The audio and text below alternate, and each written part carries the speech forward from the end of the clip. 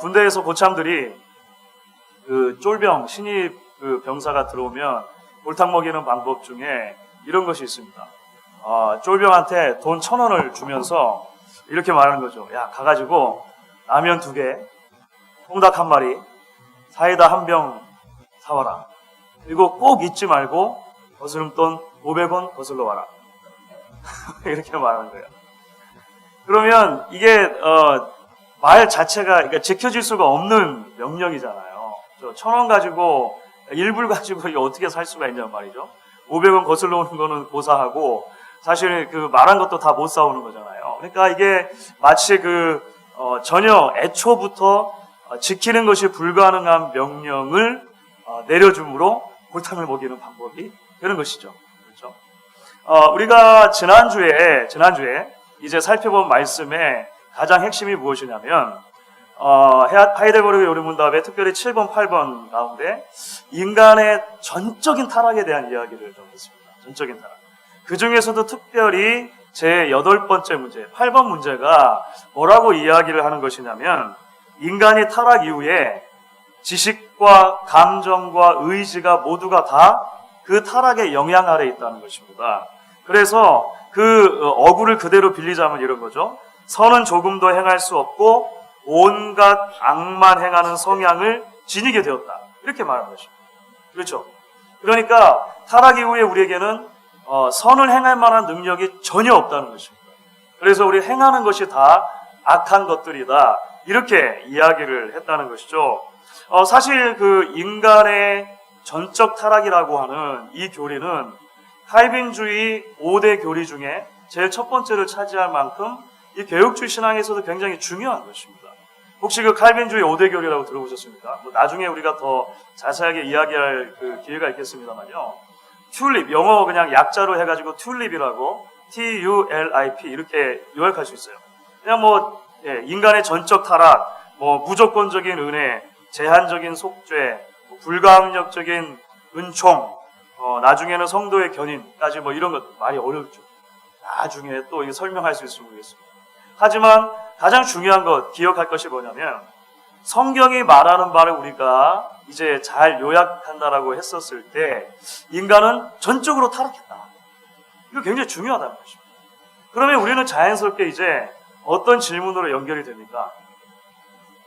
우리가 전적으로 타락을 해가지고 하나님의 명령을 지킬 수도 없고 선을 행할 수도 없다면 왜 하나님께서는 타락한 인간들에게 율법을 주셨는가?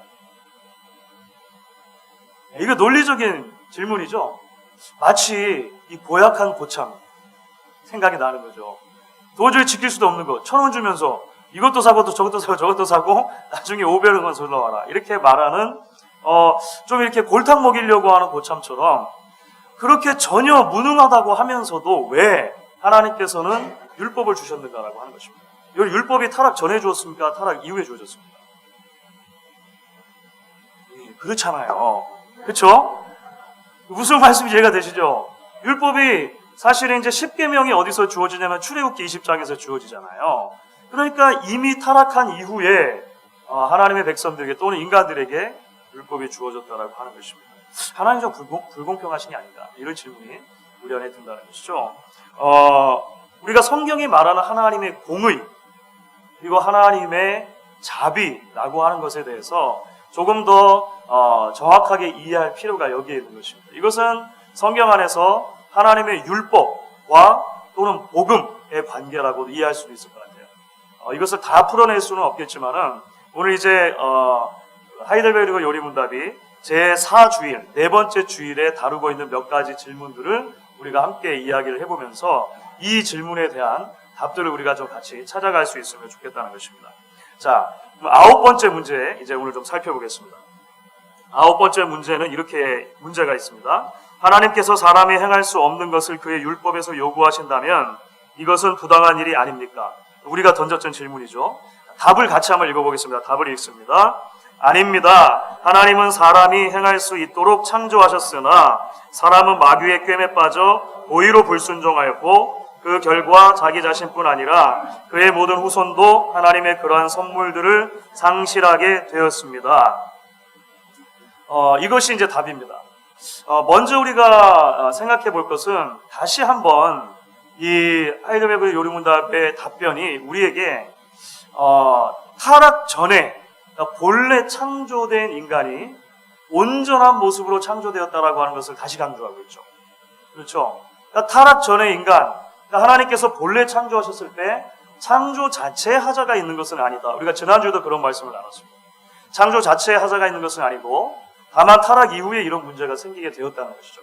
그래서 이것을 우리 이제 개혁주의 신학에서 말하는 용어로 몇 가지를 풀면 이렇게 이야기할 수 있습니다. 타락 전의 인간은 어떤 상태에 있는가? 죄를 짓지 않을 수 있는 상태라고 이야기합니다. 그래서 이게 좀 신학적인 용어인데 좀 어려울 수 있겠습니다만, 자, 타락 전에는 죄를 짓지 않을 수 있는 상태.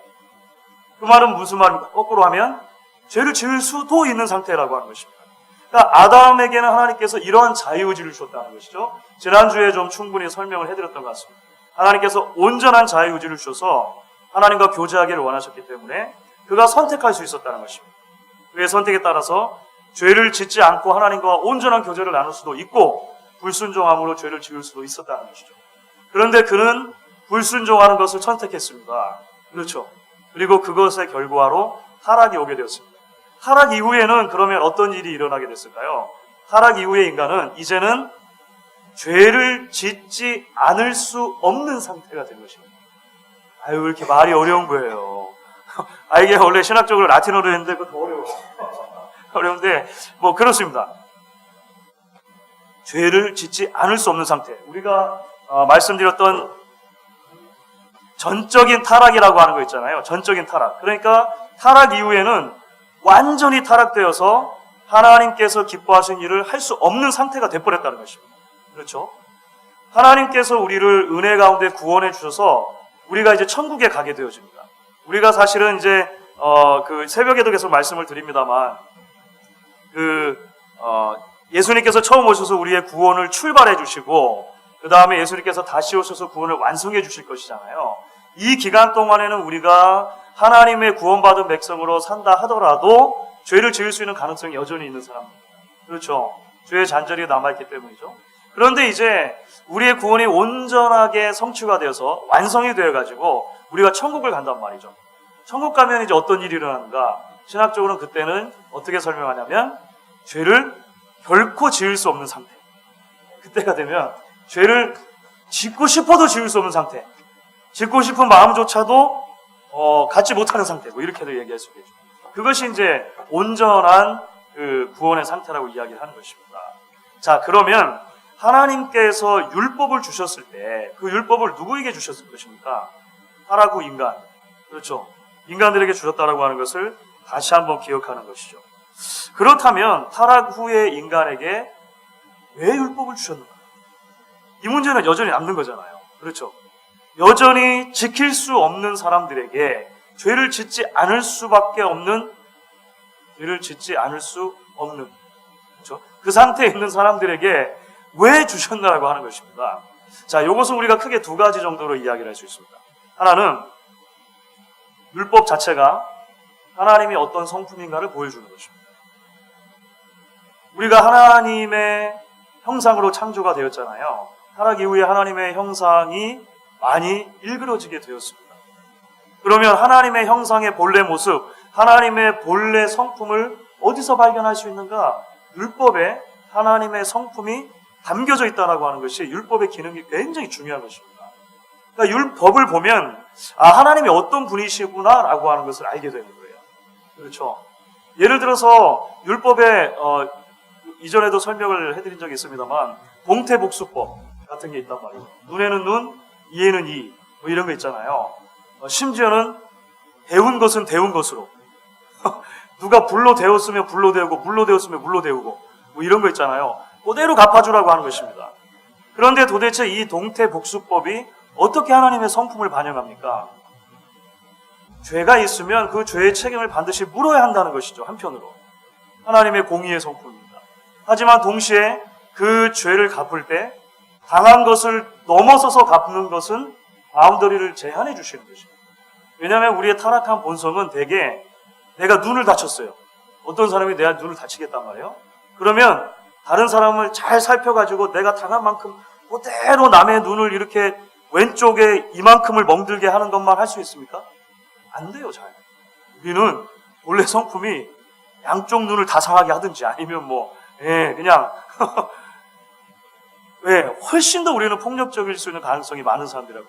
동태복수법에 들어있는 하나님의 성품은 공의가 있되 죄만큼을 갚아주되 그것을 넘어서지 않는 하나님의 사랑의 성품이 여전히 포함되어 있다고 하는 것입니다. 자, 첫 번째, 율법의 도대체 기능이 무엇인가? 하나님의 성품이 그 안에 반영이 된다는 것이죠. 그래서 율법을 비춰보면 하나님이 어떤 분이신가 알게 된다는 것입니다. 동시에 율법의 요구는 그 자체로 의롭다고 하는 것을 좀 기억할 필요가 있습니다. 무슨 말이냐면요, 율법은 우리가 얼마만큼 하나님께서 본래 기대하셨던 기준에서 멀어져 있는가를 보여주는 척도가 된다라고 하는 것입니다. 그러니까 본래 하나님께서 우리에게 기대하셨던 모습이 있다는 거예요. 본래 하나님께서 우리를 그렇게 창조하셨다는 것입니다. 그런데 율법의 거울이라고 하는 표현을 우리가 첫째 시간에도 쓰고 둘째 시간에도 썼는데, 그 거울에 비추어 볼 때 우리가 얼마만큼 하나님의 기준에서 멀리 떨어져 있는가 생각하게 한다라고 하는 것입니다. 아마 이런 예를 들 수 있을 것 같아요. 그러니까 그 부당한 고참의 예 말고 다르게 우리가 다른 예를 들어서 이 이야기를 설명할 수 있다라고 하는 것입니다. 예를 들어서 이런 것입니다. 어떤 하인이 주인에게 100만 불의 돈을 빌렸습니다. 100만 불의 돈을 빌렸는데 처음에는 그 100만 불이 어떤 용처가 있어서 빌렸단 말이에요. 근데 이 종이 자기 마음대로 탕진해가지고 흥청망청 이 돈을 아무렇게나 써버린 것입니다. 써버렸어요. 100만 불을 다 써버렸습니다. 그리고 나서 스스로 갚을 길이 없게 됐다는 거예요. 주인은 알고 있습니다. 이 사람이 지금 현재 상태에서는 1불도 갚을 수 없다라고 하는 것을 알고 있는 거예요. 자, 그렇다면 만일 이때 그 주인이 이 사람이 1불도 갚을 수 없는 능력이 있다는 것을 알고서 그 사람에게 빚을 독촉하지 않아야 옳은 것입니까? 그렇지 않다는 거예요. 그럼에도 불구하고 빚을 독촉할 필요가 있다는 것입니다. 왜 그렇습니까? 빚을 졌으면 갚는 것이 마땅한 것이고, 내가 그래서 그 빚을 받아낼 이 의향이 있고, 당신도 그 빚을 갚는 것이 책임이다라고 하는 것을 알려주기 때문에 그래요. 이것은 이렇게 어렵게 생각할 필요도 없이요, 은행에서 여러분 돈을 빌려보십시오. 은행에서 돈을 대출해 보십시오. 내가 갚을 능력이 있고 없고를 떠나서 은행은 그 독촉장을 보내게 되어 있는 것입니다. 노티스를 보내는 거예요. 그렇죠? 형편을 다 살펴가지고 이 사람이 갚을 능력이 전혀 없으므로 은행이 알아서 이 사람 독촉하면 안 되겠네.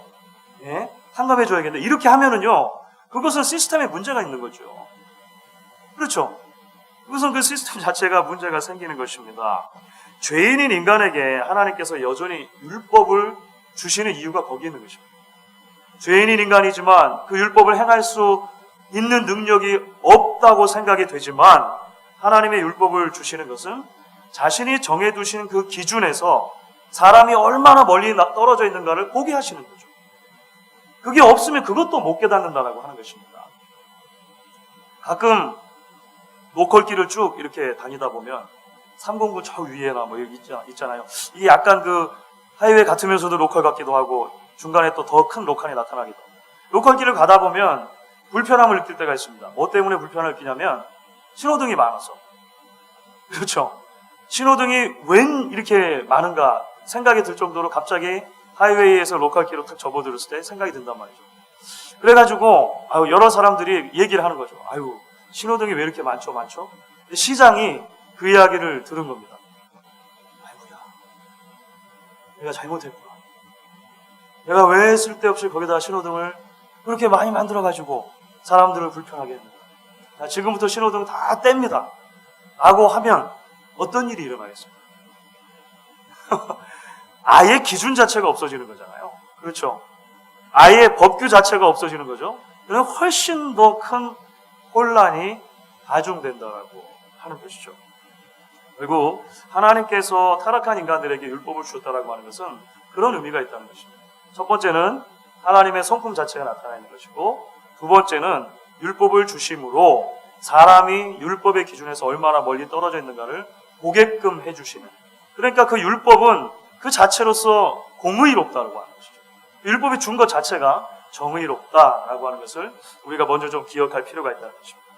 자, 그럼에도 불구하고 질문이 하나가 또 남는 것 같아요. 자, 율법 자체가 공의로운 것은 오케이. 그렇죠. 율법 자체가 공의롭다는 것은 알겠다는 것입니다. 그런데 그 율법을 행하지 못한 것을 가지고 심판을 하는 것은 또 다른 문제잖아요. 그렇죠. 그렇게 생각될 수 있잖아요. 그렇죠. 왜 심판하느냐라고 하는 문제입니다. 자, 그래서 10번째 문제가 이제 다시 다른 건데요. 10번째 문제 제가 한번 읽어보겠습니다. 하나님께서는 그러한 불순종과 반영을 형벌하지 않고 지나치시겠습니까? 라고 하는 것입니다. 왜 도대체 심판하셔야 되냔 말이죠. 답을 한번 같이 읽어보도록 하겠습니다.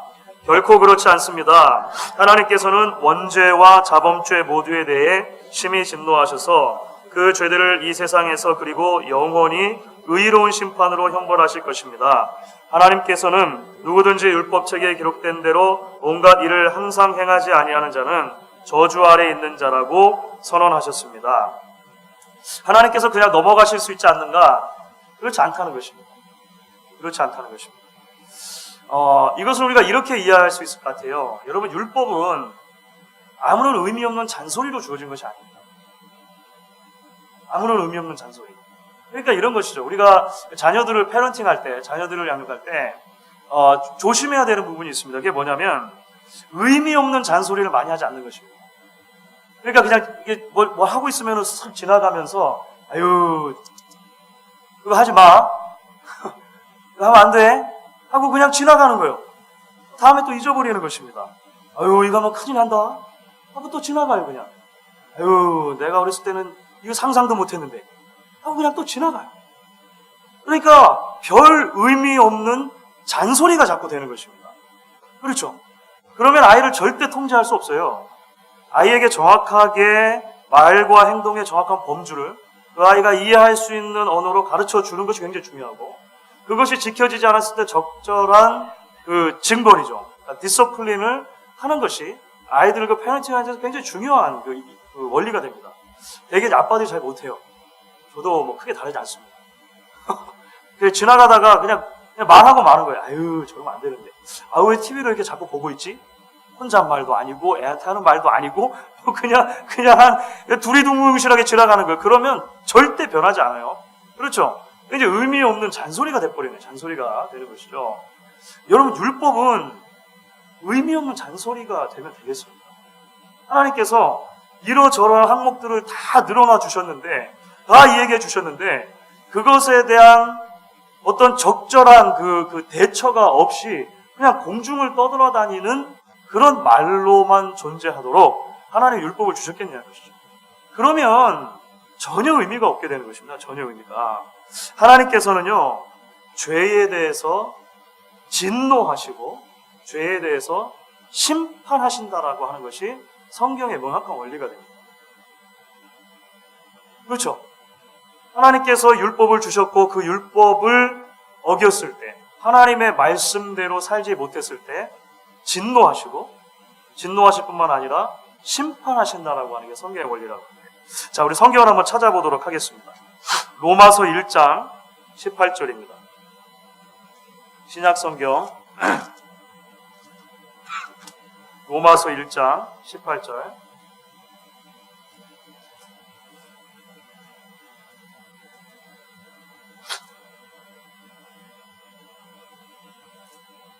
로마서 1장 18절 말씀 여러분 찾으셨으면 같이 한번 읽어보도록 하겠습니다.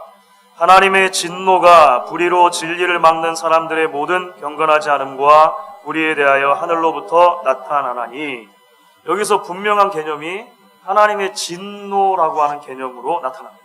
사실 오늘날 사랑의 하나님께서 진노하신다, 화를 낸다라고 하는 표현이 좀 어울리지 않는 표현이라고 생각하는 경우들이 더러 있습니다. 그래가지고 하나님이 어떻게 화를 낼 수가 있나. 그래서 이 하나님의 진노라고 하는 표현을 조금 더 이렇게 부드러운 표현으로 바꾸려고 하는 그런 신학자들도 있고 그런 조류들이 있습니다. 그럼 어떻게 부드럽게 바꿀 수 있을까요? 하나님께서 마음 아파하셨다. 마음 아파하셨다. 정도로 이렇게 좀 누그러뜨리려고 하는 거예요. 그래서 성경은 말하죠. 하나님이 단순하게 마음 아파하신 정도가 아니라는 거예요. 이것은 하나님께서 진노하신 것입니다. 여러분들께서 운전하고 가시다가 이제 신호등 앞에 서 있는데 내 옆에 차를 어떤 차가 갑자기 뺑소니를 탁 치고 도망가는 것을 목격했습니다. 바로 옆에서 목격한 거예요. 그러면 안타깝고만 그냥 이렇게 하시고 그냥 집으로 돌아가시면 되겠습니까? 굉장히 안타까운 일이 일어났네. 세상은 참 불공평하네. 나쁜 사람들이네. 하고 그냥 집에 가신 거예요. 그럼 되겠냔 말이죠. 그건 아니죠. 그렇죠? 우리가 그럴 때는 이 불의한 일이 일어난 것에 대해서 정당하게 분노할 필요가 있는 거죠. 아니 세상에. 그래서 만약에 우리가 정직하고 건강한 시민이라면 조금 불편한다 하더라도 조금 우리가 그 시간을 더 소모한다 하더라도 경찰에 리포트를 해야죠. 우리가 본대로. 더군다나 그 목격자가 나 한 사람이라면 그것은 당연한 책임이라고 하는 것입니다. 그렇죠. 그것이 정당한 그 절차를 밟아서 이제 그 사람을 붙잡아가지고 나중에 그 죄를 치르게 하는 것. 이것이 이제 그 법제도 안에서 정당한 방법이라고 하는 것입니다.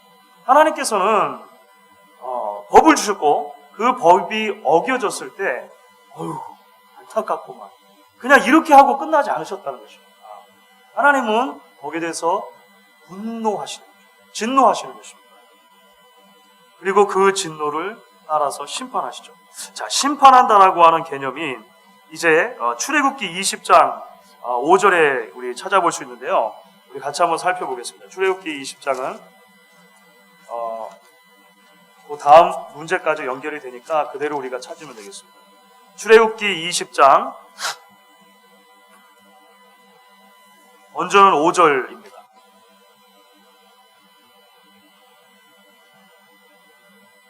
출애굽기 20장 5절 말씀, 이것은 특별히 그 이 계명, 우상을 만들어 섬기지 말라라고 하는 계명과 연관해가지고 주신 말씀입니다. 같이 5절을 읽겠습니다. 그것들에게 절하지 말며 그것들을 섬기지 말라.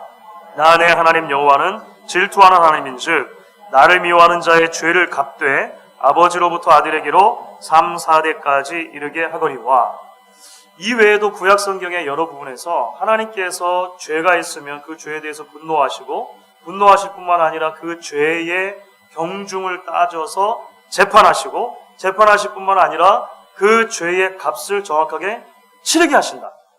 형을 집행하신다라고 하는 것이 성경의 한결같은 가르침이라고 하는 것입니다. 그렇죠? 그래서 오늘도 보시면은 하나님께서 이 법을 어기는 자에게, 특별히 그 우상 숭배하는 자에게 어떻게 하시는가? 그 죄를 분명히 갚아주시되 당대에서만 끝나는 것도 아니고 3, 4대에 이르기까지 그 죄를 엄중하게 물으실 것이다 라고 하는 것이 하나님의 말씀이라고 하는 것입니다. 우리 다음 질문도 이제 자연스럽게 근데 이제 던지게 되는 거예요. 자, 여기까지 이제 우리가 논리가 어떻게 왔는지 이해가 되시겠죠? 도대체 율법을 왜 주셨는가? 라고 하는 것에서부터 출발해서 그 율법이 어겨졌을 때 하나님께서는 왜 진노하시고 심판하시는가? 여기까지 우리가 쭉 살펴보았습니다. 여기까지 들으시는 동안 중간에 잠깐 한번 언급을 해드렸습니다만 여전히 우리는 이런 질문을 던질 수 있는 것이죠. 하나님께서 공의로우시고 하나님께서 정의로우시다는 것은 알겠지만 동시에 하나님은 사랑의 하나님이 아닌가라고 하는 질문이 되겠죠. 동시에 하나님은 자비의 하나님이 아니냐라고 하는 것입니다. 그러면 우리가 이것을 어떻게 함께 이해할 것인가라고 하는 문제가 남아있다라고 하는 거예요. 그래서 11번째 문제가 우리가 지금 질문하려고 하는 그 질문을 던지고 있는 것이죠. 11번째 질문입니다. 그러나 하나님은 또한 자비하신 분이 아닙니까? 자, 여기에 대해서는 뭐라고 답을 하고 있는지 한번 같이 살펴보도록 하겠습니다. 하나님은 참으로 자비하신 분이나 동시에 의로우신 분입니다. 죄는 하나님의 지극히 높으신 엄위를 거슬러 짓는 것이므로 하나님의 공의는 이 죄에 대해 최고의 형벌, 곧 몸과 영혼에 영원한 형벌을 낼 것을 요구합니다. 성경은 분명히 하나님의 자비하심에 대해서도 이야기를 합니다. 그렇죠? 자, 우리가 조금 전에 출애굽기 20장 5절을 읽었잖아요. 그렇죠? 출애굽기 20장 5절에서 분명히 하나님께서는 진노하실 것이고 그것을 갚으실 것이다 이야기하셨어요. 심판하실 것이다. 그런데 곧바로 그 말씀에 이어서 20장 6절 말씀이 나오는 거예요. 20장 6절 말씀 같이 한번 읽어보도록 하겠습니다. 시작. 나를 사랑하고 내 계명을 지키는 자에게는 천대까지 은혜를 베푸느니라. 심판을 3, 4대까지 하시고 은혜를 베푸는 것이 천대까지 하시고 이것도 놀랍습니다만 성경은 분명히 우리에게 이야기를 하는 것입니다. 하나님의 공의, 정의의 성품이 있고 동시에 하나님의 자비, 사랑의 성품이 있다라고 하는 것을 이야기하는 것이죠. 하지만 우리가 기억해야 될 것이 있습니다. 하나님의 자비의 성품, 공의의 성품과 하나님의 자비 또는 사랑의 성품과 공의 또는 정의의 성품이 서로 배치되는 개념은 아니라고 하는 것입니다. 그러니까 항상 이것이 서로 양극에 있는 그런 개념처럼 좀 이해가 되는데요. 그렇지만은 않다라고 하는 것이죠. 그것이 우리가 어디서 살펴볼 수 있냐면 출애굽기 조금 더 넘어가시면 출애굽기 34장 6절부터 7절까지 말씀입니다. 여기서도 동시에 두 가지의 성품에 대해서 다 이야기를 하고 계시는데요. 이스라엘 백성들의 금송아지 사건 뒤에, 그러니까 아까 살펴봤던 20장에 나왔던 이 10계명 중에 두 번째 계명을 어긴 거죠. 그렇죠? 두 번째 계명을 이스라엘 백성들이 어기는 금송아지 사건이 있었습니다. 그래서 이제 심판을 하셨어요. 사실 굉장히 큰 심판을 하시고 그 다음에 모세에게 주시는 말씀입니다. 우리 같이 한번 읽어볼 텐데요. 34장 6절 7절 같이 읽겠습니다. 여호와께서 그의 앞으로 지나시며 선포하시되 여호와라 여호와라 자비롭고 은혜롭고 노하기를 더디하고 인자와 진실이 많은 하나님이라. 인자를 천대까지 베풀며 악과 가실과 죄를 용서하리라. 그러나 벌을 면제하지는 아니하고 아버지 악행을 자손 3, 4대까지 보응하리라. 이 말씀을 하시는 하나님이 한 분 하나님이라고 하는 거죠. 그렇죠. 동일하신 하나님께서 나는 자비로운 하나님이다. 끝까지 천대까지 은혜를 베풀 것이다. 하지만 그 은혜라고 하는 것은 죄가 있을 때 덮어주는 은혜가 아니다라고 하는 것을 분명히 하시는 거예요. 그렇죠. 천대까지도 은혜를 베푸시지만 그러나 벌은 면제하지는 아니하리니. 그러니까 그 벌을 가만 놔두는 것, 그냥 덮고 말지. 좋은 게 좋은 거니까. 이렇게 하는 것만으로는 하나님의 모든 성품이 다 채워지지 않는다라고 하는 것이죠. 그래서 결국 우리의 유일한 위안은 어디로 연결이 되냐면, 이게 좀 어려운 개념일 수 있는데요. 우리의 유일한 소망은 하나님의 자비로우심이 의롭게 실천되는 것입니다. 이 말이 어렵죠. 하나님의 자비가 실천되되 그냥 흔히 멍청하게 실천되는 것이 아니라 하나님의 자비가 의로운 방법으로 실천되는 것입니다. 거꾸로 뒤집을 수도 있겠죠. 하나님의 의가 실천되되 잔혹한 방법이 아니라 하나님의 의가 자비로운 방법으로 실천되는 거예요. 이게 무슨 말장난 같기도 하고 이거 어떻게 풀어가냐고 하는 것입니다. 여러분 구약 성경에 보시면은요 이것이 풀리지가 않습니다. 그래서 여러분들 구약 성경을 읽으시면은요 어느 부분을 읽느냐에 따라서 하나님을 완전히 자비하신 하나님인 것처럼 우리가 이해되기도 하고 또 어떤 부분에서는 하나님께서 굉장히 조건적인 하나님, 철저하신 하나님으로 이해되기도 하고 그래요. 구약에는 그러한 개념이 같이 늘 이렇게 이 새끼줄이 꼬여있듯이 그렇게 꼬여있는 것을 보게 되는 것입니다. 하나로 잘 만나지지가 않아요. 만나지지가 않고 계속 그런 개념이 등장. 무조건적인 선택이 있는가 하면 조건적인 은혜가 있고 하나님의 공의가 어느 한 곳에 있는가 하면 하나님의 사랑이 있고 그래가지고 이것이 어떻게 만나겠는가 싶어지는 것이죠. 여러분 그런데 이제 시편 같은 것을 보시면은요 아주 재밌는 표현이 등장을 합니다. 우리가 전통적으로 이 고난주간 동안에 오랫동안 교회가 읽어왔던 그 본문들이 있는데, 그 렉셔너리라고 하는 본문 가운데서 시편 71편이 있습니다. 이 메시아적인 시인데요. 시편 71편 우리 같이 한번 찾아보시면 좋겠습니다. 시편 71편 2절 말씀인데요. 그래서 제가 어제 아침 새벽에 묵도하면서 읽는 성경 말씀 구절로 이 71편을 읽었었습니다. 71편 2절 말씀을 한번 여러분 주의해서 살펴보시면 좋겠습니다. 같이 한번 읽어보겠습니다. 71편 2절입니다. 주의 의로 나를 건지시며 나를 풀어주시며 주의 귀를 내게 기울이사 나를 구원하소서. 자, 여러분, 우리는 대개는 이렇게 생각합니다. 하나님의 공의의 성품은 심판을 하는 데 사용될 것이고 하나님의 자비의 성품은 구원하는 데 사용될 것이다 라고 되게 생각합니다. 그렇죠. 되게 이렇게 생각하죠. 하나님의 공의의 성품이 있으면 그것은 심판하시는 데 사용될 것이고 하나님의 자비의 성품은 구원하는 데 사용될 것이다. 그런데 오늘 시편 71편 2절에서는요. 뭐라고 말했죠? 주의 의로 구원하소서라고 하는 개념이 등장하는 거죠. 사실 시편에 많이 등장해요. 구약에 굉장히 많은 부분에 있어서 주의 의라고 하는 개념이 사실은 구원과 연관이 된다는 것입니다. 답은 아직 주어지지가 않아요. 그렇죠. 의로우신 방법으로 자비가 실현되고 자비로우신 방법으로 의가 실현되는 것이 구약에는 주어져 있지 않습니다. 그런데 계속해서 무엇인가를 향해 가고 있는 것이죠. 결국 우리는 그 답을 어디서 발견합니까?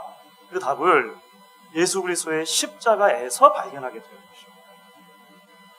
이것이 놀라운 하나님의 구원의 방법이 되는 거예요. 그 하나님의 공의와 하나님의 자비가 하나로 만나서 하나님의 의가 자비로운 방법으로 이루어지는, 하나님의 자비가 의로운 방법으로 이루어지는 그 수렴점이 십자가가 돼요. 이게 굉장히 놀라운 것이죠. 하나님의 진노와 심판을 반드시 쏟아 부어야 하는 것입니다. 죄인에게. 그런데 하나님의 방법은 무엇이냐면 우리들에게 그 하나님의 분노와 심판을 쏟아붓는 것이 아니라 죄 없으신 아들에게 십자가 위에서 쏟아부으신 거죠. 그리고 그 십자가의 보혈의 공로를 믿는, 그래서 그 예수 안에 있는 사람들을 의롭다고 말씀해 주시는 방법이 우리를 구원하시는 방법입니다.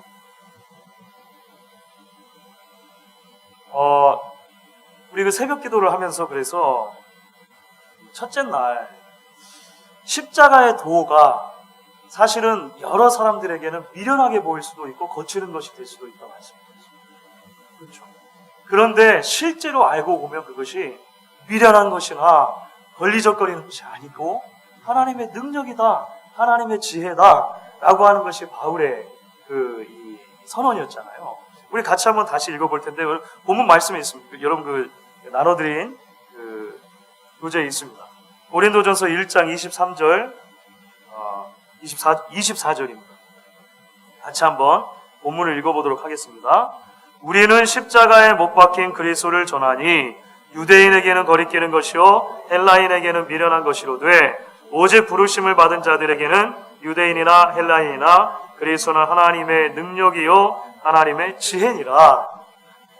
이것이 바로 사도 바울의 선포라고 하는 것이죠. 구약의 백성들의 생각으로는 메시아가 하나님의 저주를 받은 나무에 달려 죽은 것이 이해가 안 되는 것, 그래서 거치는 것이라고 말씀을 드렸습니다.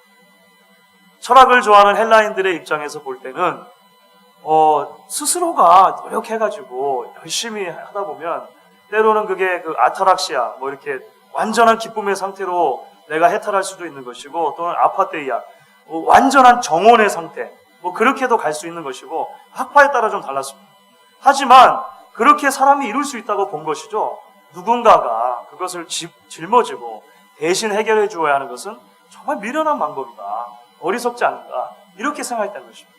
하지만 그것은 우리가 지금까지 살펴본 것처럼 사람의 전적인 타락에 대해서도 잘못 이해한 것이고 율법의 기능에 대해서 잘못 이해한 것이고 하나님의 공의에 대해서 잘못 이해한 것이고 하나님의 자비에 대해서도 잘못 이해한 것이라는 것이죠.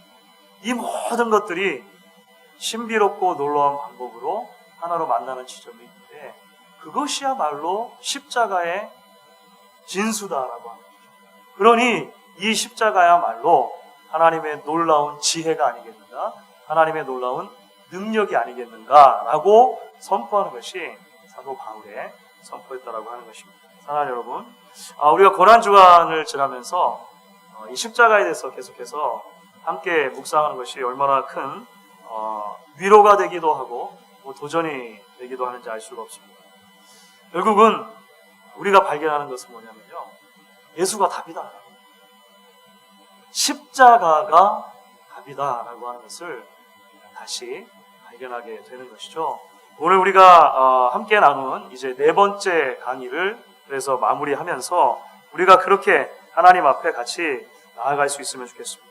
타락한 본성에 의해서 죄를 심판하시는 것이 하나님의 성품에 맞지만 하나님께서는 예수 그리스도에게 그 심판을 쏟아부으시고 그 안에 존재하는 우리를 구원해 주시기로 작정하셨다는 것이 얼마나 큰 은혜인가라고 하는 것을 다시 한번 기억하시고 하나님께 감사하실 수 있는 저와 여러분이 되실 수 있기를 간절히 축원하겠습니다.